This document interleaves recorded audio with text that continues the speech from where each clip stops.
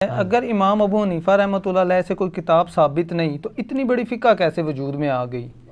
اماموں کی تقلید کے حوالے سے کوئی اسپیشل لیکچر ہو تو وہ بھی بتا دیں۔ چلو مہربانی، لیکچر ہی لے لو۔ مسئلہ نمبر 197 ہے میرا جی، 4 اماموں کی تقلید کا مسئلہ۔ اماموں کے نام کے اوپر یعنی ان کی علمی خدمات ہیں، انہوں نے میں نے کئی چیزیں ڈیوائز کی ہیں۔ ضروری نہیں ہوتا کہ کوئی کتاب لکھے گا تو اس کی فقہ آگے چلے گی۔ ہمیں کتاب والا مسئلہ تو ہم اس لیے کہتے ہیں کہ جب آپ ان کی طرف غلط بات منسوب کرتے ہیں تو ہم کہتے ہیں بتائیں انہوں نے کہاں لکھی ہے۔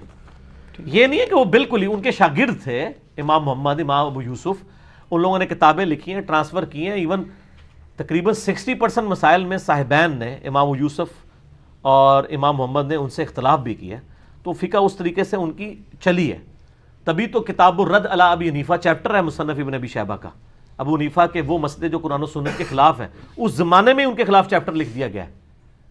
ابن ابی شیبہ جو ہیں بخاری مسلم کے استاد ہیں، مسلم شریف میں 1500 حدیث ہیں امام ابن ابی شیبہ سے ہیں، اور اس کا میں نے چیپٹر کا پورا تعارف کرایا ہوا ہے، اور ریسرچ پیپر نمبر 17 ہے ہماری ویب سائٹ پہ، آپ ڈاؤن لوڈ کریں کہ امام حنیفہ کے کون سے مسائل قرآن و سنت کے خلاف تھے۔ وہ پری میچور فقہ تھی، حدیثوں کے بغیر تابعین کے اقوال پہ بن گئی۔ بعد میں جب صحیح احادیث سامنے آئیں لوگوں کے سامنے، جب کمپائل ہو کے، تو شافعی رحمہ اللہ تعالیٰ کی جو فقہ ہے وہ قرآن و سنت کے قریب ہے۔ باقی مسئلہ 197 ہی دیکھ لیں، زیادہ یعنی اس پہ بات کرنے کی ضرورت نہیں ہے۔ میں آلریڈی ایک بڑا مینیجبل فارم میں لیکچر ہے، یہ میری زندگی کے بہترین لیکچرز میں سے ہے، جس میں نے ایچ ڈی کیمرے میں کئی ایک مثالیں دکھائی ہیں۔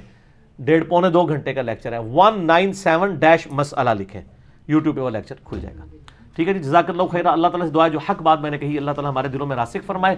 اگر جذبات میں میرے منہ سے کوئی غلط بات نکل گئی، اللہ تعالیٰ ہمارے دلوں سے معاف کر دے، ہمیں کتاب و سنت کی تعلیمات پر عمل کر کے دوسرے بھائیوں تک پہنچانے کی توفیق عطا فرمائے۔ سبحانک اللہم و بحمدک، اشہد ان لا الہ الا انت، استغفرک و اتوب الیک، وما علینا الا البلاغ المبین۔ جزاکم اللہ خیرا۔